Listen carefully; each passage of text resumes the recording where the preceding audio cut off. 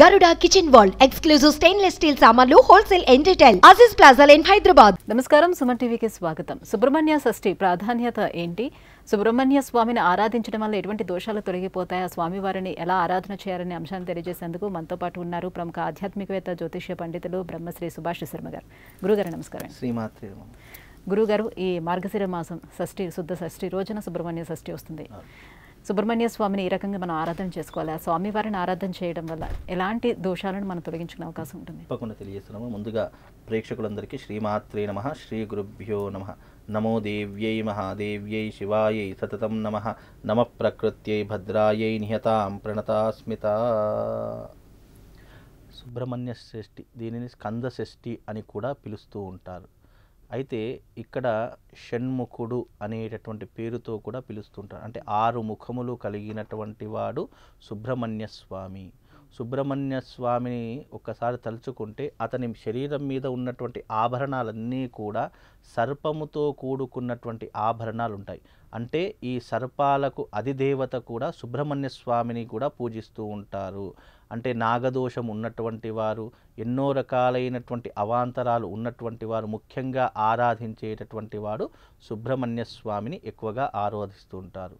అయితే జీవితంలో ఎప్పుడైనా ఒకటి గుర్తుపెట్టుకోండి, జీవితంలో నాగదోషం ఉంది, లేదా జీవితంలో వివాహం కావట్లేదు, జీవితంలో సంతానం కావట్లేదు, జీవితంలో అభివృద్ధి రావట్లేదు, డెవలప్మెంట్ కావట్లేదు అని అనుకుంటే గనక సుబ్రహ్మణ్య స్వామిని ఆరాధించడం ద్వారా వ్యతిరేకతలన్నీ కూడా తొలగిపోయే అవకాశము చాలా మట్టుకు మనిషి జీవితంలో ఏర్పడుతుంది.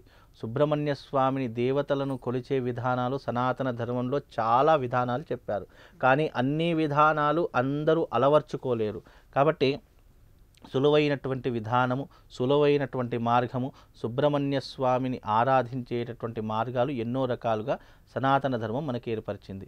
అయితే దీనిని కొంతమంది వ్రతరూపకంగా ఆరాధిస్తూ ఉంటారు. దీనిని సుబ్రహ్మణ్య షష్ఠిని వ్రతరూపకంగా ఆరాధిస్తారు.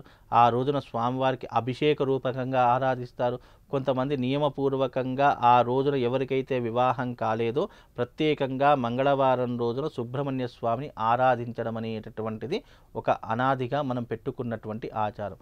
అయితే ఈసారి 2023లో మార్గశిర మాసంలో మనకు 18వ తారీఖు రోజు సోమవారం రోజున రావడం జరుగుతుంది. అంటే ధనుర్మాసం ప్రారంభమైనటువంటి తెల్లవారి నుండే మనకు సుబ్రహ్మణ్య షష్ఠి అనేటటువంటిది ప్రారంభమవుతుంది. అయితే ఈ సుబ్రహ్మణ్య షష్ఠి నాడు ప్రతి ఒక్కరూ కూడా అసలు ఎవరు ఆచరించాలి అనేటటువంటి ముందుగా చెప్తాను.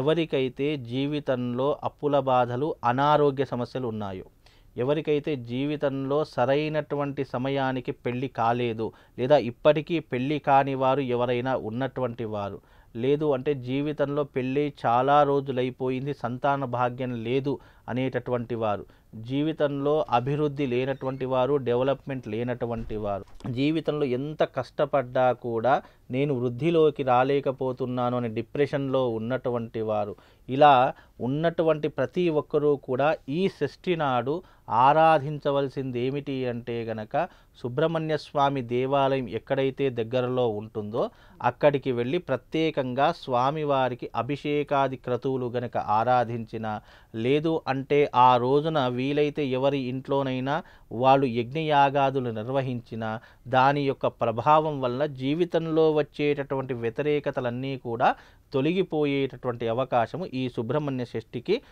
చాలా తప్పకుండా కలుగుతుంది. ఇది చాలా మట్టుకు ఈ విధానాన్ని కేరళ కానీ, కర్ణాటక కానీ ఆ ప్రదేశాలలో ఎక్కువగా ఆరాధిస్తూ ఉంటారు. తమిళనాడు ప్రాంతాలలో కానీ ఈ సుబ్రహ్మణ్య షష్ఠిని చాలా అంగరంగ వైభవంగా ఆరాధిస్తూ ఉంటారు. చాలా చక్కగా ఘనంగా నిర్వహించుకుంటారు.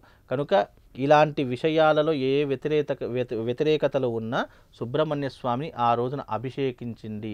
లేదు మాకు అభిషేకం చేసే టైం లేదండి, మాకు పరిస్థితి లేదండి, మేము ఇంట్లోనే కూర్చుని ఏదైనా పూజ చేసుకోవాలి అంటే గనక సుబ్రహ్మణ్య స్వామికి సంబంధించినటువంటి అష్టోత్తరములు ఉంటాయి. 108 రకాల పేర్లు ఉంటాయి. అవి నువ్వు చదువుకున్నట్టయితే సుబ్రహ్మణ్య స్వామిని ఆరాధించినటువంటి ఒక గొప్పనైనటువంటి పుణ్యం నీ జీవితంలో కలుగుతుంది. కనుక ఈ విధమైనటువంటి అలవాటు నువ్వు ఏర్పరచుకుంటే ఆ రోజున స్వామివారి యొక్క అనుగ్రహము తప్పకుండా నీ జీవితం మీద కనబడుతుందమ్మా. ఇక్కడ ఏంటంటే మనకి చాలా గుడుల్లో జంట నాగులు రావి చెట్టు కింద పెడుతూ ఉంటారు, దాన్నే సుబ్రహ్మణ్య స్వామి అని కూడా ఆరాధన చేస్తూ ఉంటారు. అది తప్పు, అది కరెక్ట్ అయినటువంటి పద్ధతి. జంట నాగులు ఉన్నటువంటివి ఏమిటి అంటే దాన్ని సంతాన నాగేంద్రులు అని అంటారు. ఇక్కడ సుబ్రహ్మణ్య స్వామి కేవలం నాగేంద్రులు ఆభరణాలుగా ధరించాడు తప్ప ఇక్కడ ప్రత్యేకంగా నాగుపాము రూపంలో ఉన్నటువంటి ప్రతిదీ కూడా సుబ్రహ్మణ్య స్వామి అని మనం అపోహ పడకూడదు. ఇక్కడ నాగరాజులు ఏవైతే ఉన్నాయో, మనం ఏవైతే జంట నాగుల్ని పూజిస్తున్నామో ఈ నాగులన్నీ కూడా ఆ జాతికి సంబంధించినటువంటివి. దాని సంతాన నాగేంద్రులు అని పిలవడం జరుగుతుంది. అలాగే వివాహ నాగేంద్రులు అని కొన్ని నాగేంద్రులను పిలవడం. అంటే సర్పదోషాలు ఉండేవాళ్ళు, సంతానం లేని వాళ్ళు, ఇలాంటి వాళ్ళందరూ వారు ఈ జంట నాగుల్ని ప్రతిష్ఠిస్తారమ్మా.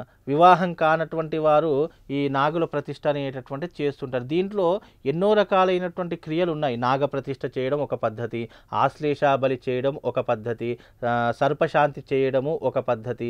ఇలా ఎన్నో రకాలైనటువంటి పద్ధతులతో కూడుకున్నటువంటిదే ఈ యొక్క నాగదోషము అన్నదానికి పేరు. దీనిని ఎన్ని రకాలుగా చేసినా చిట్ట చివరకు ఇవన్నీ కూడా ఎవరి దగ్గర చెందుతాయంటే మళ్ళీ సుబ్రహ్మణ్య స్వామికి చెందుతాయి. అందుకే కుక్కీలో ఇప్పటికీ కూడా ఎన్నో రకాలైనటువంటి క్రియలు, ఎన్నో రకాలైనటువంటి ఆచరణలు ఆచరిస్తారు. కాబట్టి ఇవి కొన్ని పుణ్యక్షేత్రాలలో ఏంటి అంటే అవి ఇప్పుడు కాదు, కొన్ని వందల ఏళ్ల నుంచి ఆచరిస్తున్నటువంటి విధానాలు. అక్కడ ఆచరించడం ద్వారా కొంతమంది 1,00,000 మంది ఆచరిస్తే అందులో దాదాపు ఒక 99,000 మందికైనా కోరికలు నెరవేరుతూ ఉన్నాయి అని విశ్వసిస్తున్నారు. కాబట్టి ఇప్పటికీ కూడా చాలామంది సుబ్రహ్మణ్య షష్ఠిని ఆరాధిస్తున్నారు. సుబ్రహ్మణ్య షష్ఠి నాడు ఎవరికైనా నాగదోషం ఉన్నా, కాలసర్ప దోషం ఉన్నా, ఎవరికైనా ఏదైనా ఇబ్బందులున్నా ఆ రోజున ఈ సుబ్రహ్మణ్య షష్ఠి రోజు కాలసర్పదోష పరిహారాలు చేయించుకోవాలి. చేయించుకుంటే తప్పకుండా ఆ రోజున ఆ దోషము తొలగిపోయి వాళ్ళ జీవితంలో వ్యతిరేకతలు అనేటటువంటివి బయటపడేటటువంటి అవకాశం చాలా మట్టుకు కనిపిస్తుందమ్మా. ఈ రకంగా చేసుకోవచ్చు. అభిషేకం చేసుకోవచ్చు, అర్చన చేసుకోవచ్చు, ఇంట్లో ఉండి అష్టోత్తరం చదువుకోవచ్చు. ఏది ఏమైనప్పటికీ సుబ్రహ్మణ్య స్వామి షష్ఠి రోజు కాబట్టి ఆ రోజున స్వామిని ధ్యానం చేసుకున్నా, మనసులో మననం చేసుకున్నా, ఆ స్వామివారి యొక్క రూపం ఒక్కసారి మనసులో తలుచుకున్నా ఎన్నో రకాలైనటువంటి జన్మల పుణ్యం కలుగుతుంది. పర్టికులర్గా ధర్మం నువ్వు ఇదే రకంగా చెయ్యమని చెప్పలేదు. నీ శక్తి ఏంటి, నీ పరిస్థితి ఏంటి, నీ విధానం ఏంటి, దాన్ని బట్టి నువ్వు భగవంతుని అర్చన చేసుకో అని చెప్పినటువంటి విధానమే మన సనాతన ధర్మమమ్మ. సుబ్రహ్మణ్య షష్ఠి వైశిష్ట్యం ఏమిటి, స్వామివారిని ఏ రకంగా ఆరాధన చేయాలనే విషయాలు తెలియజేసినందుకు ధన్యవాదాలు గురుగారు.